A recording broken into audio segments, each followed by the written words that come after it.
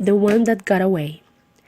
It was a rainy night, and Emma was sitting on the side of her bed, reading for the fifth time the letter she had received that morning and that stirred up so many old feelings inside her. What the letter said, and the sender of it, was taking her to face the biggest dilemma of her life. In her red nightgown, Emma shed a tear over the piece of paper while she remembered the first time she got mail from him, her first love, the boy she thought she would spend the rest of her life with, the one that got away.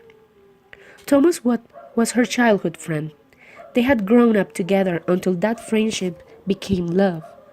For years they spent the summer together, enjoying each other's company and falling in love with a bond that grew stronger every day.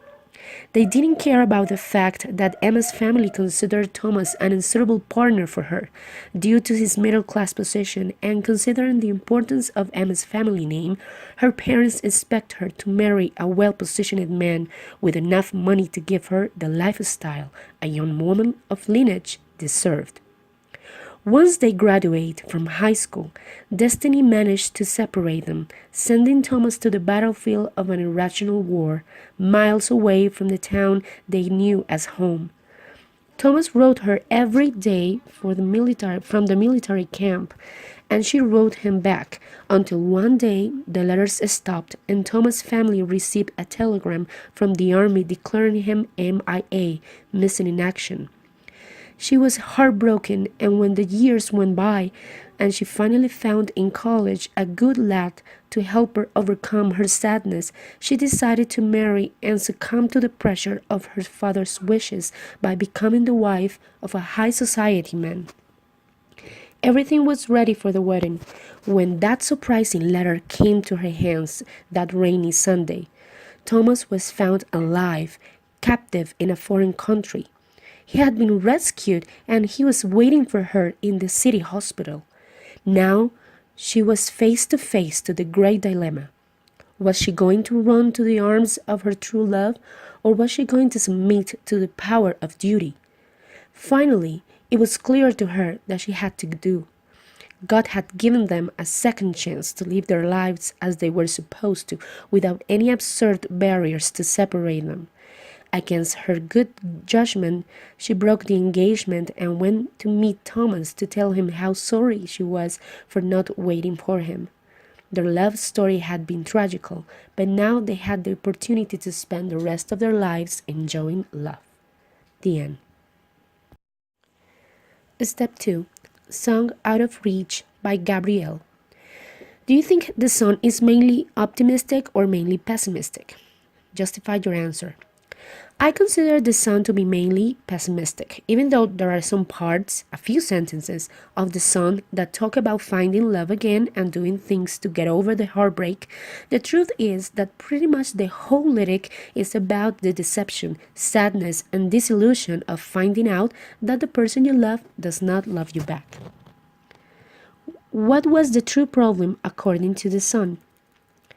I believe that this song is about a girl that was in a relationship where she was deeply in love with a guy, but he wasn't feeling the same for her.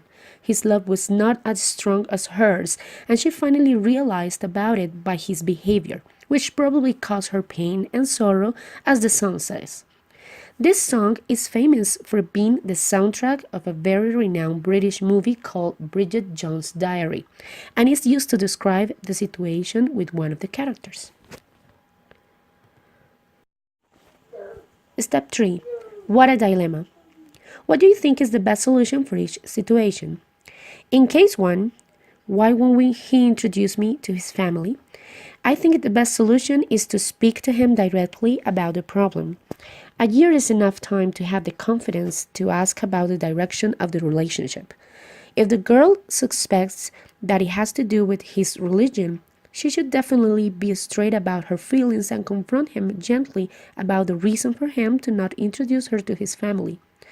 Talking honestly is healthy for a relationship, especially when there is love, as she states. However, it is kind of a dilemma because he could feel offended and this could cause a fight. The solution is to ask him without insisting to the point of being exasperating. Case 2. Can we leave my mother? This case definitely presents a difficult dilemma. When it comes to family issues, there are not usually easy decisions. In her position, I would talk to my mother right away. I will try to convince her to at least consider the idea, giving her reasons and benefits to a trip like that. I will be careful to suggest the husband to decline the job offer because that would imply that his career is not important and the family progress is not a priority, and this could cause a conflict between husband and wife. But on the other hand, leaving her mother alone is not the honorable thing to do. So the solution is, if they really want to go, to convince the mother to go with them. Are you good at making decisions or not? If you find it hard to make a decision, what do you usually do? Justify your answer. In my opinion, I am a person with good judgment when it comes to make decisions. This doesn't mean that I don't make mistakes every once in a while, of course, but I had usually made decisions that had bring joy and blessing to my life. When I face a difficult dilemma, I consult with the Word of God.